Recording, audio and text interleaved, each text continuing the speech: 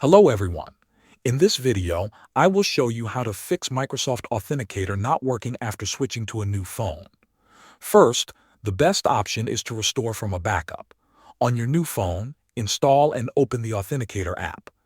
When you launch it for the first time, look for the option that says Begin Recovery or Restore from Backup. Tap on it before trying to log in normally. Then sign in using the same Microsoft account you used on your old device.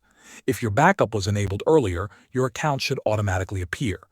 If the recovery option does not work, you can add your account manually. Open the app and tap the plus sign. Choose to add a new account, then select Microsoft Account. Sign in with your credentials. Once completed, your new phone will be registered and codes will start working again. Another important step is to check your phone's time settings. Go to your device settings, then go to System and make sure the date and time are set to automatic. Authenticator codes depend on the exact time. Even a small difference can cause invalid codes and logged-in failures.